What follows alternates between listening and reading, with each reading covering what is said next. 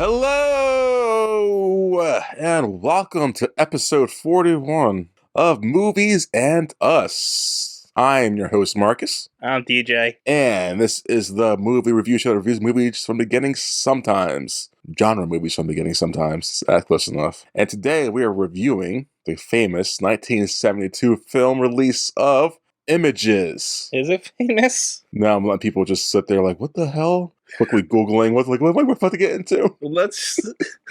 Let's explain that this is our off-season episode, and this was your pick. Yes, and apparently I'm notorious for picking out this the hell kind of movies. This is art house bullshit for sure. I wouldn't say this is art house bullshit. I would say it's 1970s bullshit. Okay, it's 1970s art house bullshit, sure.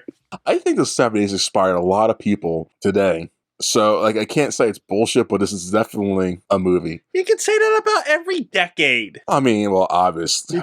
Okay, fair.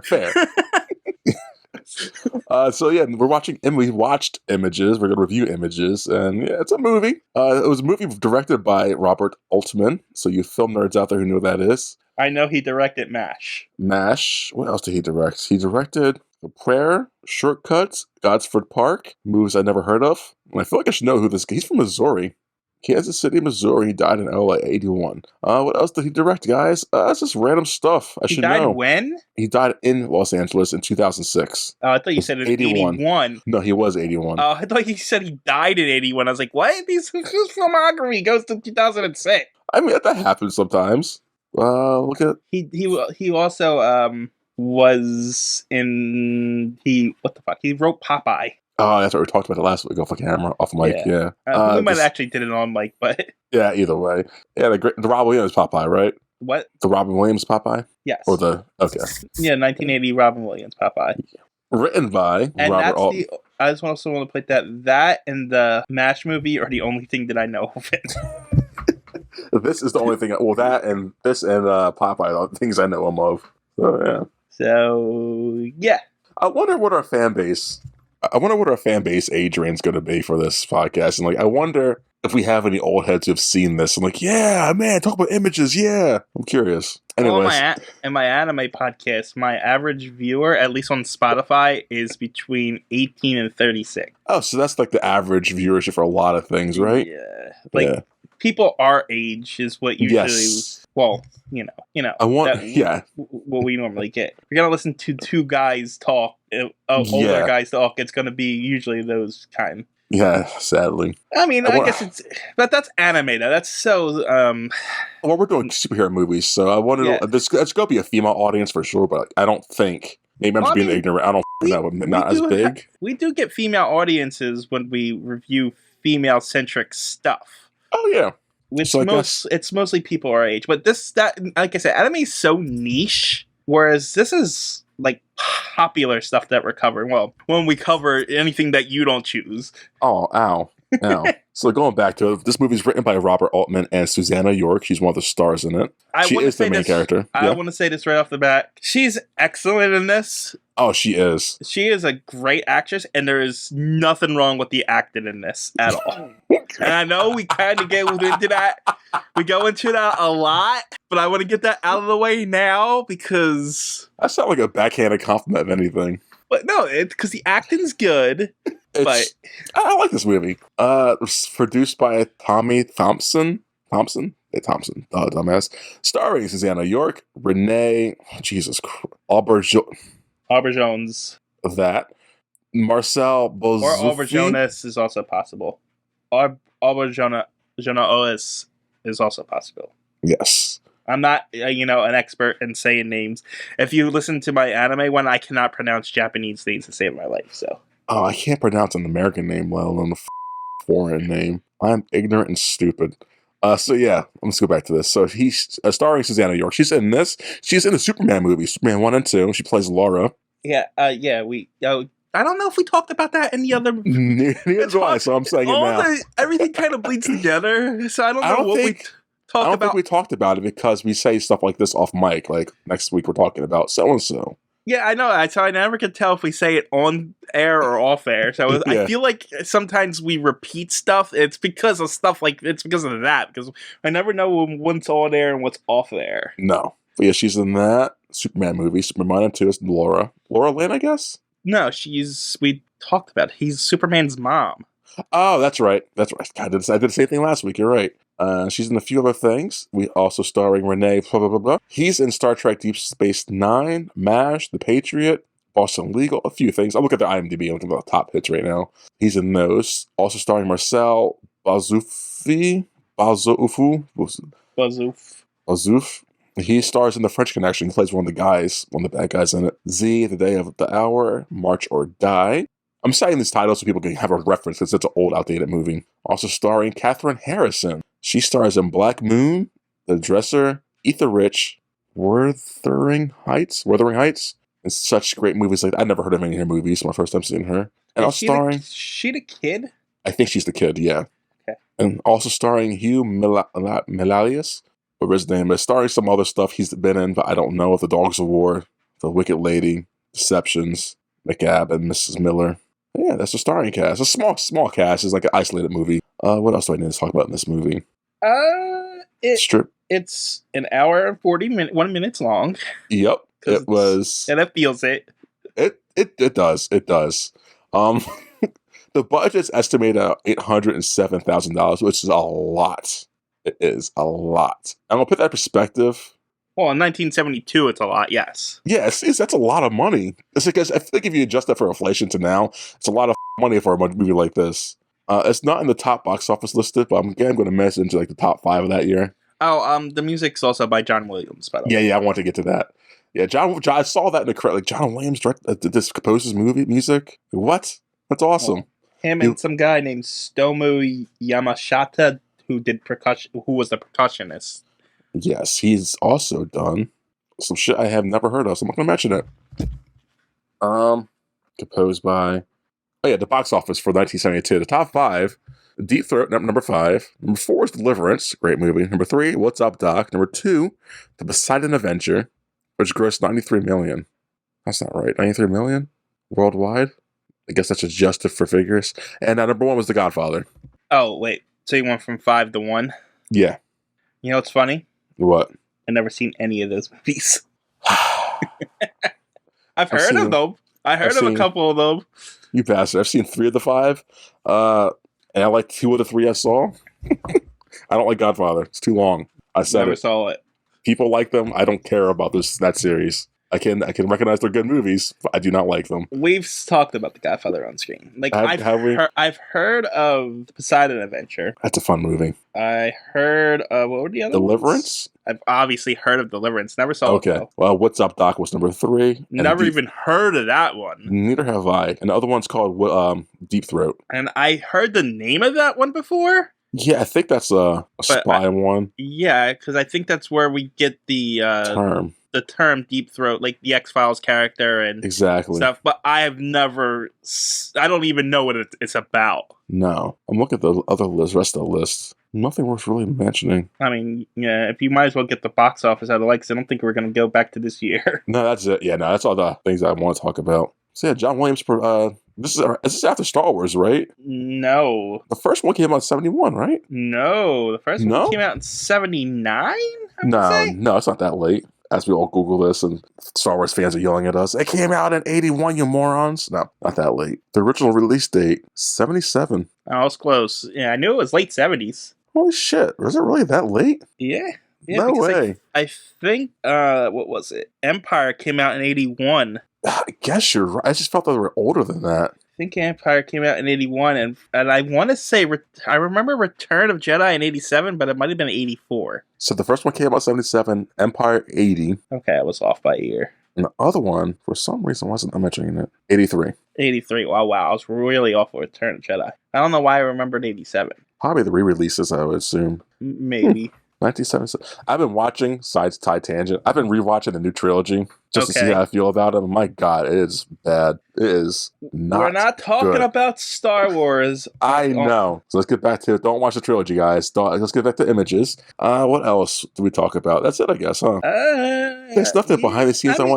No. I mean, it was shot on location in Ireland, which is pretty cool. What you could tell, because it is pretty in that respect. Very beautiful. People praise this. I was reading praise the cinematography. I was not a fan. Well, why not? Because there's a lot of lingering shots on chimes.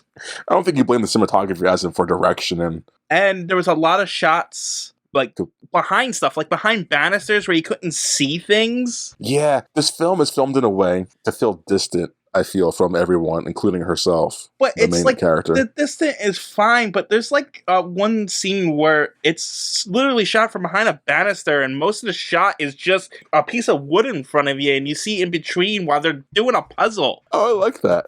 It's artsy. It's an artsy, like, here guys, here's some shots. I didn't like it. I found it artsy and pretentious. I didn't find it pretentious. I never found this one pretentious. I just found it long. I didn't find the story pretentious. I found the way it's shot was, though. That's fair. That's fair. Like, for me, most of it didn't stick out because I'm just so used to that kind of shit. So I was like, yeah, I don't watch these movies, so it was glaring to me. That's fair. Oh man, it's gonna be fun. What else? Oh, most of this movie was like most of the script was like written on set all the days that are written or shot and all that, and you kind of feel it in length how long this movie is. It was also, from what I was reading, not written out beforehand. They were like writing it as they're doing with the actors, which you could tell because it was not professionally written at all. No, and that's not a knock against them, but because apparently Suzanne York, the actress, wrote a children's book, which is this part of this. So yeah, it feels very like self-appraisal, I guess, or whatever. I don't know. I forget the term. That's not self-appraisal. No. I'm trying to think of the word for it, but I can't think of it. It's very.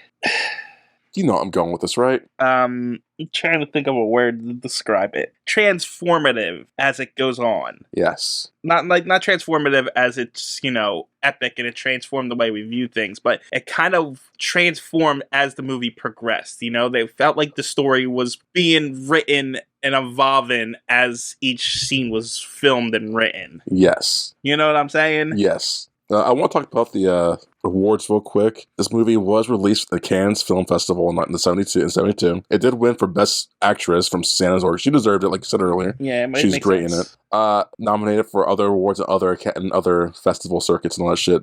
John Williams was nominated for stuff. Cinematography, like I said, was nominated. Director. Yeah. So yeah. Yeah, I just didn't agree. And we're gonna get to it. I can see, like, if people watch this review, if you're gonna listen to this, I would. What would you say? Let's watch it first, and listen to this, or how would you want to approach this if you were a listener? If I was a listener, yeah, you're talking to the wrong guy because I would not have watched this movie. I mean, I don't know why people listen to us in the first place. I would have, if it was not for this podcast, I would have never watched this movie. I that's fair, and I hope with this podcast people do watch this movie. I don't know. I found it predictable. Predictable? Yeah. Yes, it's predictable in today's standards, but I think in the 70s, maybe not as much so. Well, you see, I'm not even talking about it like that. From a writing standpoint, it's predictable. You think so? I was telling you off screen, I figured out, I knew what was going to happen 15 minutes into the movie. Well, so did I, but I think that's because you and I each assumed a lot of shit in our lives. Yeah, but I don't consume this art house crap at all. Yeah, but like I said earlier, like a lot of stuff is inspired by previous generations and like this. So art house or not, depending on the level, even like superhero stuff. I don't think so. Like, I called the twist a half hour before it happened, like I told you off screen. Yeah. So I found it predictable as hell, and maybe that's because it's my right inside coming out, and I just see the structure of how the story was supposed to play out. Yeah. And based on how it was written, and they kind of went with, when you're writing, you can do pretty much one of two things. You can go the way the story's supposed to go, because at a certain point, the story starts telling itself. Oh, I agree. So you can either go where the story's supposed to go, or you can take the turn and go to the opposite way of how it's supposed to go. And I think they just follow the story as it wanted to go. Yes. Which isn't bad. You think it's bad, huh? I don't want to say bad. It's just dragged out. Yes. This movie could have been a half hour shorter and been perfectly fine. Oh, always. That's a lot of our complaints with a lot of our stuff, though. But, like, no, this one literally a half hour shorter, and you wouldn't have missed anything. I guess Like, it's just you building... could have, like, all the plot points, you could have left all the plot points, all the dialogue in there, and you would have had you still could have had the same movie. No, I agree with that. Definitely agree with that. There's a lot of lingering on stuff for some reason. It's an art film, man. It lets you build environment and suspense, and not even suspense, but environment and character development, et cetera, et cetera, et cetera. I didn't feel any of it. No. Weirdly, neither did I. But weirdly, I didn't hate it. Every 20 minutes, I'm kind of looking at the time. Well, see, no, that's fair. You sit through your movies. I took a lot of breaks as I was doing stuff, so that's fair. No, I did not take any. I don't take breaks. I think that's stupid. I think you should experience the movie as a whole. I do. Well, I'm not busy. Uh-huh. I got a busy life ahead of me, TJ. You really don't. But okay. Extremely busy. Let's start this review proper. Okay, so we start off meeting... Fuck, I don't know how to start this goddamn thing, TJ. No, we don't start off meeting anyone. We start off with a lion. A lion? Yeah. Where you get a lion from? The MGM thing in the beginning. Oh, so you're being an ass already. It's going to be a long review as it is, TJ. I don't need to add no assery today. So we get some voiceover. Oh, that also... Nah. It's a lot of voiceover in this. And it's like... It's not voiceover. It's someone telling a story that kind of lines up with this movie itself. Two different stories. Kind of, but not really. Yeah. The story has nothing to do with it. No, but it's probably like some kind of metaphorical bullshit. You really got to think about it, man. And you got to be on acid while doing this, man. You say that, but... Yeah. What is the story called? Something unicorns. I couldn't tell you. They tell you at the end of the movie. Yeah. It's something unicorns, written by the main actress. In Search of Unicorns. In Search of Unicorns by Susanna York. Yes. And it's a children's story. It's a well-written children's story. I could tell by the prose and how she was telling the story that it's not bad at all. But I think it was a glorified, what's the word I'm looking for? Product placement. Yeah. But see, exactly. That's what it felt like to me. No, I agree. That's what people do in these kind of movies. Yeah, but this was like, because I literally had nothing to do with it. I've never read the book, but from what I could glean from the children's book, it had nothing to do with the themes of this movie. Don't get me wrong. The weirdness of the prose and the words that were going on to it, and the lines they chose fit well for what they were doing in her mind. Yeah. But otherwise, it was pointless. Yes, like most of the movie, right? Especially this first scene. Yeah, no, it goes nowhere. Hold on. So yeah, we hear some voiceover, and we get to meet our main character. Her name is Catherine. Her name's Catherine. And yeah, she's just in her house, hotel room. Where's she at? Is this hotel? No, that's her house in New York. So it's their real house, and that's that summer house they went to. Okay. So for some reason couldn't get that. That's their house, I think. And I think the summer house is her childhood home. Oh, you think so? Because she said she used to spend childhoods there alone. It was with her grandfather. So I guess they go there a lot, though. I'm saying so. It's kind of from her childhood home to the new vacation home because it's upkept really well. Well, it seems like they stay there when he's not busy with business stuff. Okay, this is when they escape. Okay, it's fair. So it's they're rich. Yes, they're well off. He does business stuff, and she's a writer. He's a photographer. We'll get to it. I don't know what his business is. Yeah. That's why I said business stuff. Yeah. Because he seems to take a lot of business meetings and stuff like that. Seems to be really important, and that's a lot of work for a photographer. Exactly. No photographer. Well, I can't say that, but no photographer dresses like that, and it's not busy all the time. So yeah, she's just in her room, struggling to write up. She's struggling to find the proper words for shit and writers. Writer's block. Just her room's messy. Except the prose she was doing in her head was actually pretty good and seemed to be flowing pretty well, and it did not seem like she was struggling at all with that writing. This is just coming from a writer's point of view. You're right. I was just figuring like she was retelling the whole story in her head until she got to the point where she was stuck at, and that's where she went to her Bible, to the dictionary, looking up words like match deep, wherever she was looking up word for. Maybe, but it seems like it would make sense, but I got the feeling that every time she was doing the narration, she was doing the narration right there and then. trying to write the book, because in certain scenes, the narration keeps going and coming and going, and it only comes when she's focusing on the writing book. You know what I mean? The book part of it. Yeah. So Yeah, I just assumed that was her process right there, and the process that was in her head in the beginning here didn't match the actions on the screen. That's fair. So yeah, during all this, the credits are rolling. It's very ominous, very suspenseful. Like, what's going to happen? Though? Is it? I don't know. Do you think so? I mean, the music made it feel like it seemed like it was, but it didn't feel like it was. Well, yeah, exactly. I wrote down ominous with a question mark. Like, am I supposed to feel something right now? So yeah, as that's going on, you just see her through her writing process, and she's confluffled. That's the word. And then she, after 5 minutes of opening, you get a phone ring. She ignores it for a good minute while she goes up to her house room. She walks past three phones. That's my question here. She has 5,000 phones in this house. Yeah. And she takes an hour to answer this phone.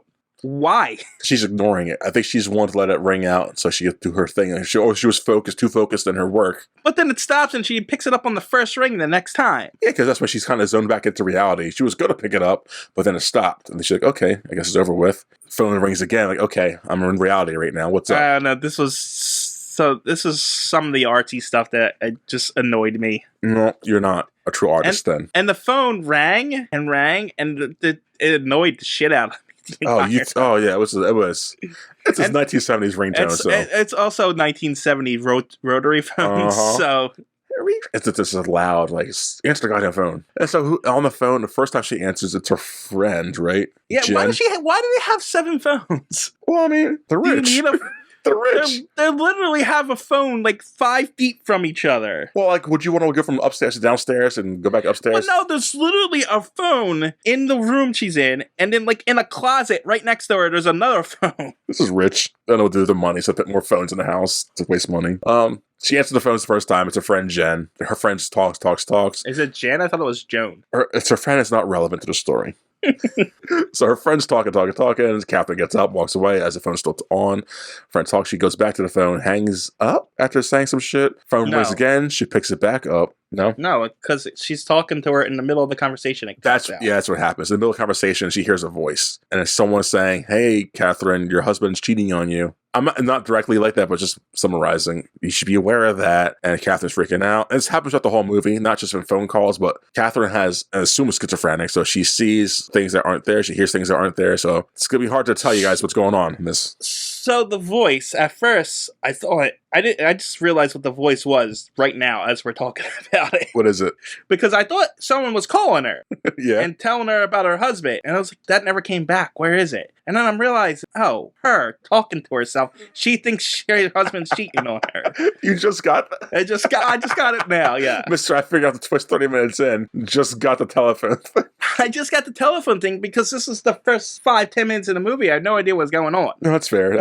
So yes, Catherine is essentially talking to herself while she's talking to someone else. And it cuts out. But see, it's funny though, because she does these things and sees these things and no one else notices she's picking it, they pick up on this. So it's hard to tell if she's actually talking out loud to herself or interacting with people out loud, or it's just all in her mind. So it's hard to find out where it begins, where that line is. But so yeah, she's talking to Joan, and she hangs up on her after she ends the conversation. Phone call rings again. It's more Catholic calling herself. Hey, you're crazy, but not crazy. Oh, hold on. I forgot. We gotta mention this right in the beginning of the narration. She's narrating, and we see her writing, and then it will stop and show names and do show an item and do the music thing. Duh. It was so irritating. Yes, yeah. The opening credits were terrible. They were I guess it's supposed to be jarring like that. It makes you feel that way, I guess. Yeah, I guess it's trying to make you feel unstable and uneasy. Yes, yeah. But it was just I get it. Move on. Yep. So phone calls and all that shit keeps going back and forth. The camera lingers on glasses and hanging glassware for some reason, because that's repetitive, not the movie. Artsy bullshit. And then Karen's husband calls. And it's Hugh. And I like Hugh. He has the best jokes. God, you would like his dumb. Did you write them down? No. He tells a joke I liked a lot. I think he tells it right now or later on. He says, "What's black and white, and black and white?" That was this one. Yes, and it's a nun that's falling down the steps. It's that's. I actually didn't like that one. No. I was like, that one was dark and stupid. I like that it was dark and stupid. I like that. This is dumb and dumb. My favorite was the polar bear one later. Okay, you want to tell it later if you remember it? I remember it. Want to tell it now? He says, I don't remember the actual setup. How do you catch a polar bear while ice fishing? Yeah, something like that. And he says you cut a hole in the ice, surround it with green peas, and when the bear comes, you kick it in the ice hole. It's chuckle-worthy. It's good. It's enjoyable. It was stupid, but then she ruins it by laughing like really maniacally at it. Because it's literally the first joke of all his 5 jokes he says in the whole movie that she actually like laughs at. Yeah, I thought it was kind of funny, but then she goes and ruins the joke. Women, man, always ruining jokes. Am I right, guys? So anyway, I'm not going to be sexist in this. Did I make any race jokes? I was trying to decide whether this movie was sexist or not. Honestly. Oh, really? Why? I was thinking about that while I was watching it too. So why? I just had that feeling, but I couldn't quite touch on why it was. You know what I mean? Yeah, because like. Okay, I thought it was just me, and I thought I was grasping at straws there, so thank you. Like, I had that feeling during her sex montage. Yeah, I did too, especially with the way she's being handled by the men in it. But, like, this is hard. That's hard. Because it feels like she's, like, like asking for it, but not, like... Well, she's sick in the brain, so... It felt sexist to me, but I couldn't quite place the reasoning behind it, so Yeah. So I don't want to call it that because I don't know if it's just our modern sensibilities. Yeah, well, see, Yeah, I don't know. It's hard to tell. Yeah, that's hard because our modern sensibilities come from something. I'm also reading Ian Fleming's James Bond series at the moment. Still, yeah. Well, there's 1,000 of those books. I know. And he is very sexist. Oh, well, James Bond, the character is very sexist, isn't it? Well, no, but like just the writing and the writing of women in general is sexist. That's sad. Yeah, like they casually throw the word bitch around as if it's playful. Well, is that sexist? That word? And like, there's a lot of the way they use it is. Oh, okay. There's like a lot of things where a woman gets like snippy or something, and James Bond's like, I should spank you and stuff like that. So that kind of, that James Bond sex. Classic sexism stuff. There's a lot of it, and it's prevalent. Like he's talking about what I just read. There's this woman who's I don't remember her name yet because I haven't. Domino, I think her name. Domino Valenti. I'm reading Thunderbolt right now. Okay. And she's driving, and James Bond's comment and how she drives like a man because normally women, when two women are in a car with each other, they're talking incessantly, and they have to look at each other to make sure that they're getting the emotions as well as the words. So they're never paying attention to the road, whereas a man's constantly paying attention to the road. That's uncalled for. And it's even worse when there's 4 women in a car. What? Because that means it's double the trouble. That means it's mortally more dangerous because they're never paying attention and they're going to crash into somebody. That's the implications behind all that. So James Bond's sexism. This movie might be sexist. I don't know. Our viewers should watch it. James Bond's definitely sexist. Oh yes, this is James Bond. Oh, the actor. I'm talking about the actor. Ian Fleming. Yes. It was written in the late 50s, early 60s. Yeah. So the environment. That's what it was back then. Yeah. So that one's definitely is. This I'm more iffy about because I'm not really sure. Yeah, it's hard. I guess it was like how you would define sexism at that point. Yeah. I guess. And I just want to say that it felt like it at points. Yeah, thank you. I thought it was just me, but I didn't want to say. I didn't want to seem crazy. So anyways, after the phone call back and forth of herself, her husband comes home late at night. She thinks she's telling herself her husband's cheating on her, and that's what old him would do, and maybe has done. We don't know. We're not going to know. No, that's what she does. That's what she does. Yes, but she's in the phone call said old Hugh was like that. So I guess. Yeah, so I guess if she's like that, because maybe he was like that before they were together? Yes. They both have sketchy passes, so we don't know. We don't find out about it. So he comes home late at night, phone calls, or the phones are off the hooks. He puts them all back on. He sits down by the bed. She's awake, says how was work, and she accuses him of cheating on her. He's like, nah, babe, that's not true. And they talk. She wants to go back home to her childhood home. He's like, okay, we could do that. Let me set things up for it to happen. He goes in for a kiss. I was looking at my phone right at that second for a quick second. I looked down too. Thank you. And I looked back up and there's some other dude kissing her. I'm like, whoa, what the hell did I miss? And that's when I learned I do not need my phone for this movie because I'm going to miss a lot of shit. Yeah, I looked away for a second too and I was like, wait, what? What's going on? Yeah, because some random guy, I don't think we ever get his name in this. Yes, we do. Do we? Because what's he called? I think his name's Renee. Probably because it's no, there's. No, I think his name is actually Renee. See, this is why this movie's stupid, because the actors' names are also the character's name, but they don't play the same character name as the actor. So Renee plays Hugh, Marcel plays Renee, Hugh plays Marcel. You see what I'm saying? That's true. I think that was intentional, though. Oh, probably because Catherine plays Susanna, while Susanna plays Catherine. I think that was also intentional with the men, because, how her brain works and stuff. Yeah. So yeah, okay. So he's got a name. So yeah, some guy's kissing her. We kind of find out about later on, and it goes back to Hugh kissing her, and she's freaking the fuck out. Yeah, And she does that a lot. And she does something. There's something. Her brain messes it up in her mind. She freaks out about it a lot. That's the worst part about the acting and about her acting is when she freaks out. It's over the top and stupid. Yes, because it's like, well, I can't say it's over the top because I feel it might happen in real life for people who have this. I don't know. But for a movie, it definitely is over the top. The last freak out, the very end. Yeah, that was like, okay, this is kind of weird. That's over the top and stupid. Yes. Yeah, so then after the freak out, she goes to bed as Hugh calls George to set up. George is his whatever the hell to set up a vacation. They're back to the her home. So after that, there's like a next day or two. She's sleeping in the car ride, and it's not bright morning time, and they're driving through the Irish hills. It's beautiful scenery. Honestly, makes you want to go. She's driving. He's driving. He stops at the top of a mountain, gets out, and looks over his top. Catherine wakes up. She looks out, goes up to him. It's beautiful, isn't it? And they're like over top of her home house. But he's not looking at that. He's looking at like a bunch of quail set off this, like, I'm going to hunt them, bitches. Goes back to the car, grabs a shotgun, rifle, wherever the hell it's called, hunting rifle. That's it. And goes on a hunt. He's like, go drive the car back down, and I'll meet you there, start a fire. She's like, cool daddy-o. And as she looks back down the house, she sees someone staring up at her. Well, she sees her car driving up to the house and her getting out the car. And you see, it's like, what the f***?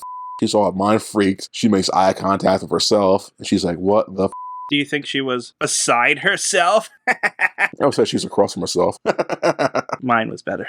Yeah, mine was more factual. So she's now in the house. It looks kind of run down a little bit, but not really. Yeah. Before you go on with that, so she's looked at herself in the house. Yes. I thought that was the main character, her in the house there, but it's not. She, like, the one on the hill isn't the main character. We cut to the one down on there. So it's hard to tell actually which one was the real. See, they do this a lot in the movie where she sees herself in the future. Like, I kept thinking, like, okay, is this like time travel-y going on? Is it like herself a minute beforehand keep talking to her old self? It was hard to figure that out. Yeah, I couldn't tell which was the real facsimile and which wasn't. No, the real what? Maybe it's not the word. No, probably is. I've never heard it before. The real version of herself. Okay. So yeah, she's back in the house. Seems old and abandoned, but it's not run down. It's a nice house. It's okay. Yeah, it's an old 70s house, 60s, 50s, who knows. She sets the fire, but she forgets to open the flue, whatever it's called, and so the smoke goes in. But she's not noticing it because she goes to the kitchen, unloads all the groceries, and she hears a voice, thinks it's Hugh. She goes to inspect it. She's calling for it. No one's there. As Hugh comes in through the front door and helps get rid of the smoke in the house. She's kind of curious. She's like, I heard a voice. It's not you. She's like, no, but I'll check it for you, baby. He goes to check for the voice, and he goes upstairs, comes back down with a stuffed ram's head, whatever kind of animal that is. Deer's head. Is that a deer? Well, no. Some stuffed animal's head. I don't know if it was stuffed, but... It's stuffed. Taxidermied. Could be an antelope, because it has like this kind of antlers. Nerd. I don't know animals like this. So the next shot is he's taking a picture. He's setting up a picture for the deer with leaves around it because he's a photographer, kind of, I guess. We don't know. Maybe he's a photographer for a magazine or something. Maybe, I don't know. It doesn't matter. So he's setting the picture up for that. She's making dinner. It's spaghetti and veggies, right? They talk about Merlot. Spaghetti and salad. That's a big deal. I know, okay? It's a big deal later on. Spaghetti and salad. Okay. Anyways, so as she set up the thing, they're looking for some kind of liquid, some kind of wine. Looking for wine. Can't find any, but she finds the old crazy guy in the house again. I want to kiss her earlier, and it's probably her previous lover. We get hinted at beforehand. He dies, and talk about him dying before 3 years ago. He died in a plane crash. Yes, but she says, I killed you. Like, there's a lot of bullshit going on with that, and that's pretty much his whole backstory until she kills him later. He keeps flirting with her, kissing her. Every guy in her fantasies, messed up mind, keeps like kissing her and sexualizing her and shit like that. And then after all that, we get she kills him. Yeah, she throws something at his face and he gets bloodied.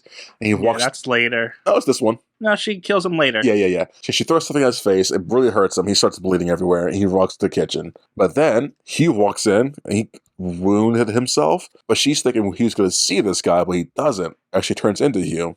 And that's when I don't know why she thought he was going to see him. He's dead. Exactly. But it's her trying to figure out what's real and what's not, I guess.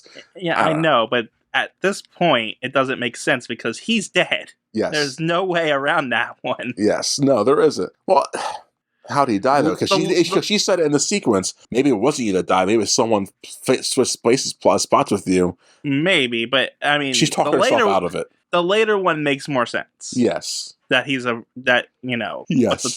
That boyfriend kind of is like, okay, whatever. Yeah, I get that. So as she's struggling with what's real, what's not, he walks in, he's bloodied because he had a honey accident from doing something stupid. And his blood trail is the same as the guy's blood trail. And so she's all confused. She starts cleaning it up and she's talking to... My computer froze. No. Okay. As she goes cleaning it up, the guy shows up again with a bruised head. They talk some more. He walks back down after taking a shower. Like, I heard you talking to someone. She's like, nah, baby. It's just me cleaning up your mortal wound blood and blah, blah, blah, blah, blah. So later that day or next day, we don't know. They're doing a puzzle together, being cutesy and all that shit. He's in a rush to go to the grocery shopping by himself because reasons. Like, those two don't have any good chemistry, in my feeling, as characters, which I guess is written that way. Yeah, But I guess. I don't know. Yeah, no, they're not really a couple. So she's doing this puzzle by herself, and then she goes for a walk. And she goes into a tree by herself in this beautiful Ireland setting. It's beautiful and pretty, and some of the photography is awesome.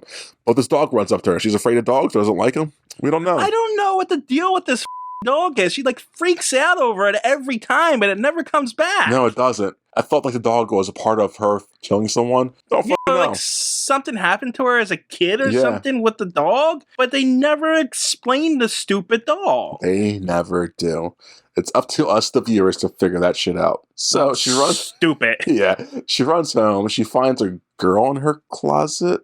Yeah, which I thought was just part of her imagination. Which I guess is that they were trying to play up. Yeah, but it really wasn't. That girl was really there for some reason. Why was she hiding in the closet? I don't know. That's kind of creepy. But it's actually the daughter of her husband's friend. He surprises... Her husband surprises them. Husband's friend? I don't know about that, but okay. Yeah, I don't know what you would call this creep. He's... Marcel. Anyways, so the husband's back from the grocery store. He picked up his friend and his daughter because of reasons. Car trouble, I think he said. Because he ran into him, and that's the extent of it. They ran into each other, and we needed more characters in this. That's why. You sound upset, TJ. Huh? You sound upset.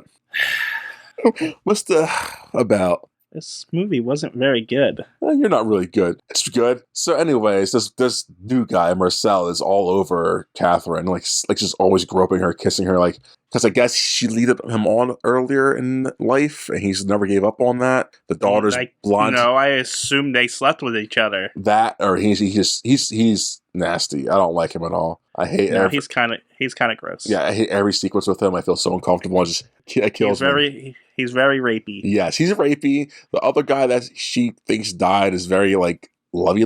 Like, well, he's supposed to be French. Yeah, he's French, so lovey. Her husband's distant, I feel, and the other guy's rapey. So I think I got 3 personalities right there for you guys. And the girl, she's distant. I think it's her. Kind of. They hint at her at being her daughter or her older self. We don't know if it's her daughter or her older self. We don't know. I assume it's her daughter. But so they all meet up.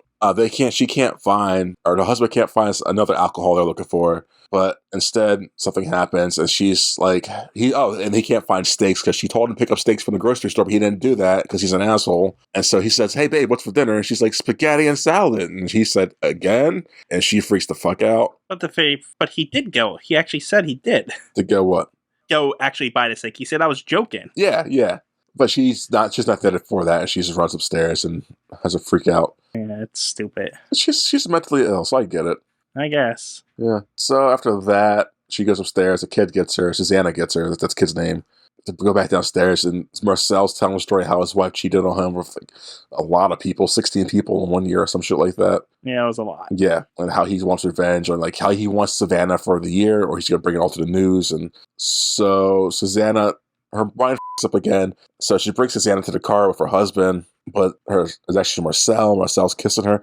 I don't know. Crazy brain shit. Watch the movie, guys. Or don't. It's not that great. Watch it. It's good. So after all that freak out and kissing and what's going on in life, she goes to the bathroom, I think, to get changed or go into her bedroom. She stops in the hallway, and then there's this weird 5-minute sex montage of all three guys having. Really? That was here? Yeah, we're right there, TJ. This movie's long. The review is short. What can I say?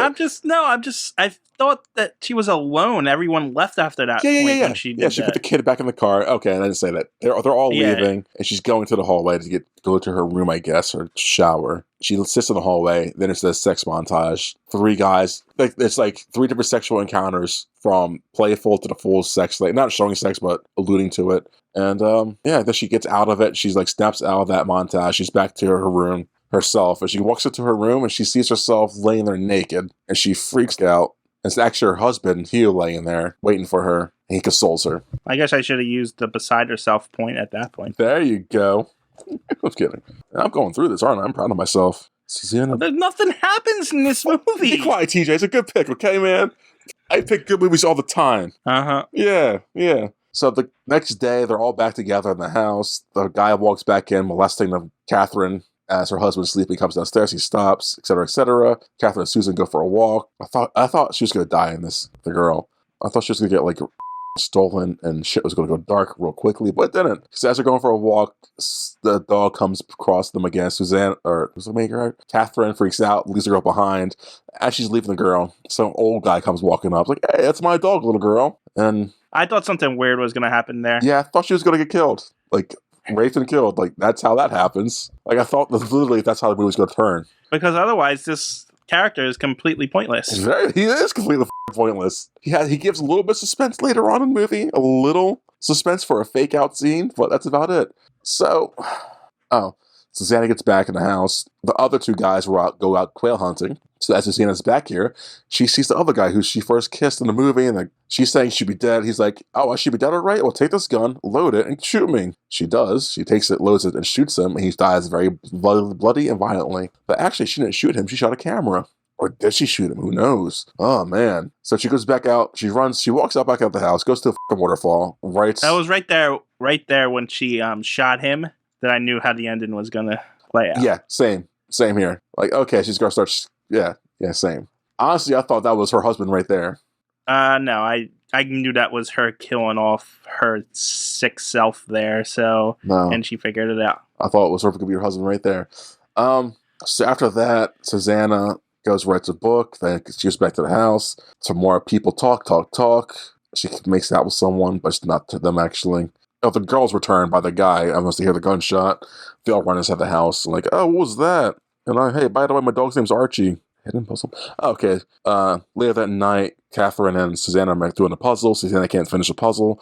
So Catherine goes back into her little hiding spot and finds more hidden puzzle pieces. Yeah, I don't know why all the puzzles were together, but... Yeah, just childhood shit, I guess. Marcel does some bullshit. I have written down my notes. Hugh, horny, Camaro, gone. What? I don't know. Hugh left to go back on a new business trip. Yeah, no, I see that, but that's not here yet. Susanna finishes puzzle. They don't finish the puzzle until the end. Train? The train's when he leaves to go on the... Yeah, right.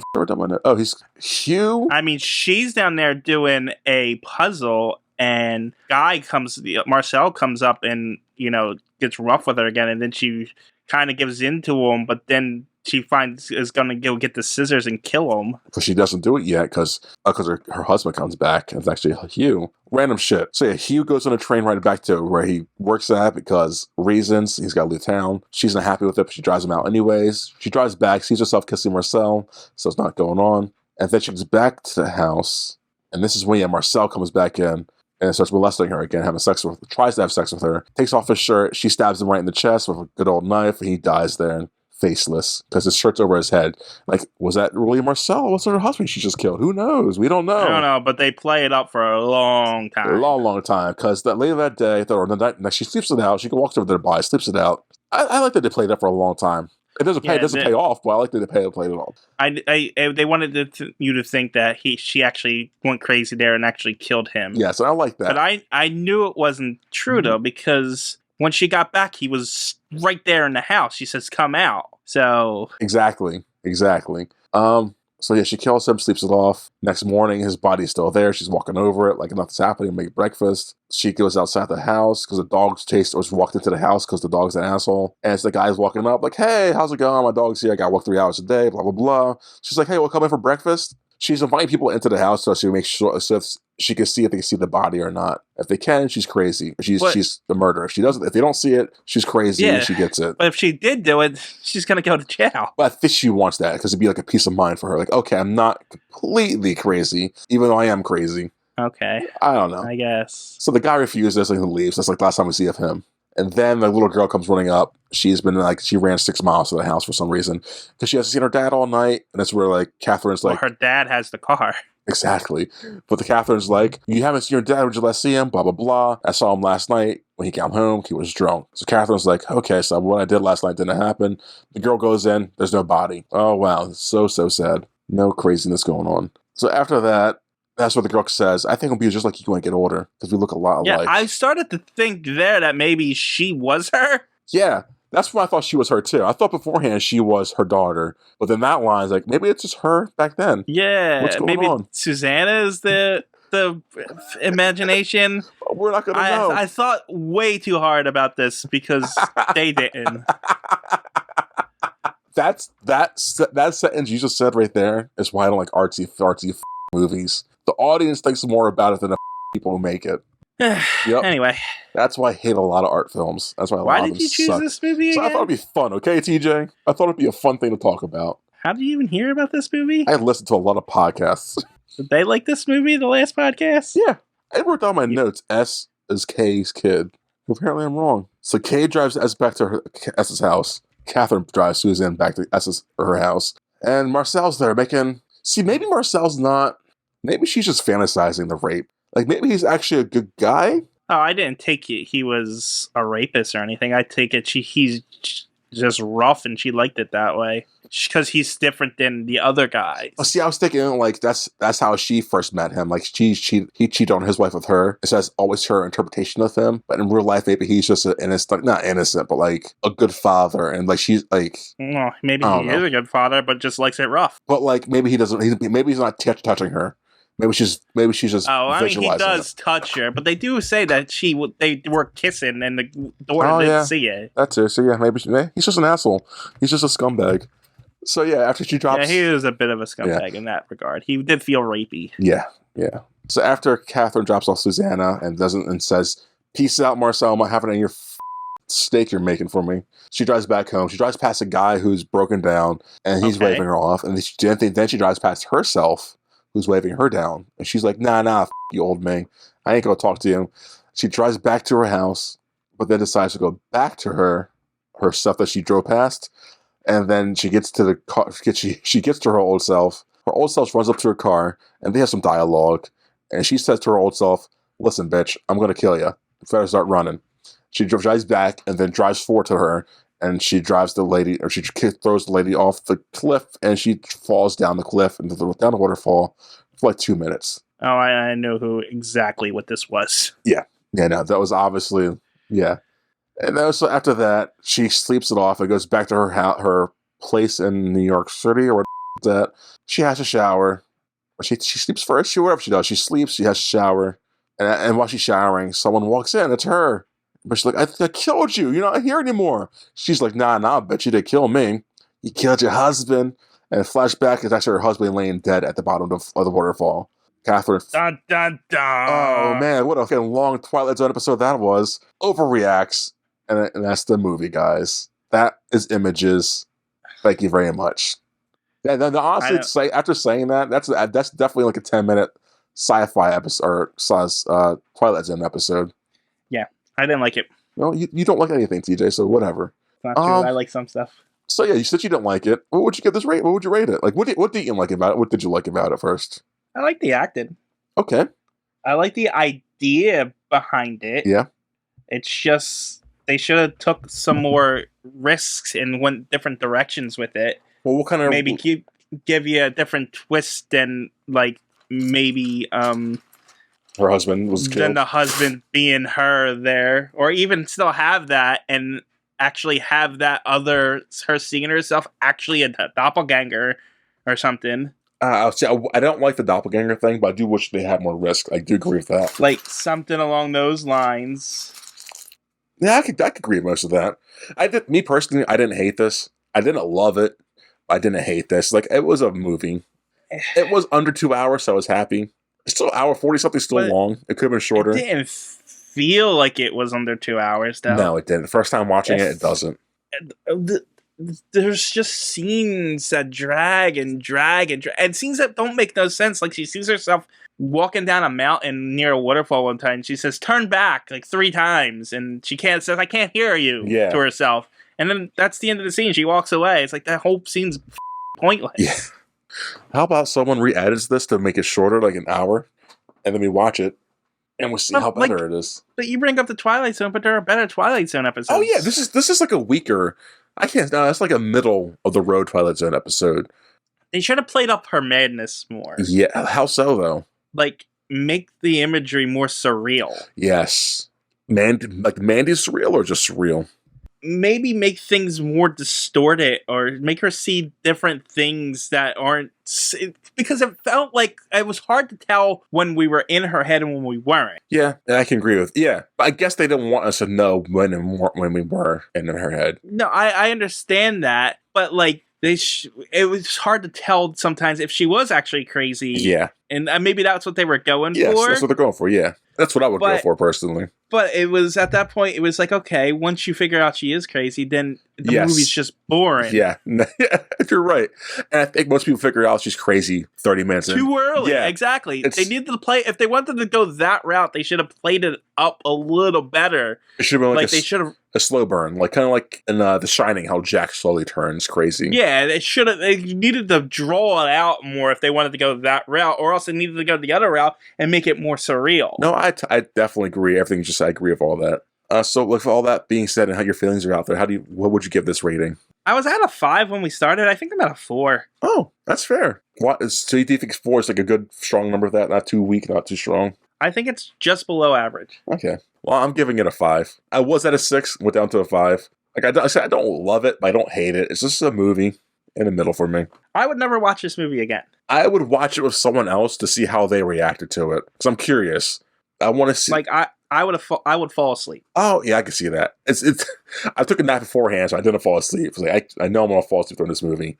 At the end of this movie, I texted people like, I want you to watch this movie so I can see A, how long you last, and B, if you enjoyed the movie. Yeah, no, I did not enjoy the movie. No, that's fair. I don't think most people will like this movie. So if our viewers are listening, and they listened this far for some reason, they're morons, they have nothing better to do with their life, watch the Images from 1972, and let us know how you feel about it. I probably won't read it because you guys are egg suckers. I don't think TJ's going to read it, but someone might read it. If you like art house bullshit, this is for you. Maybe. Because it's not... If you think you like art house bullshit, this is for you. Because I think... Well, that's the thing, though. No one actually likes art house bullshit. They just either pretend to, or they think they do. Exactly. The ones that pretend to, like, really art housey bullshit. And I don't think this is art housey bullshitty enough. Like, it's like on the cusp.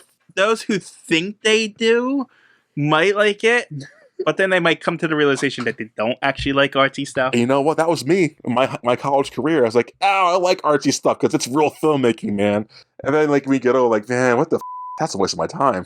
Don't do it to yourself, guys. But people, I'm done talking to these idiots. Yeah.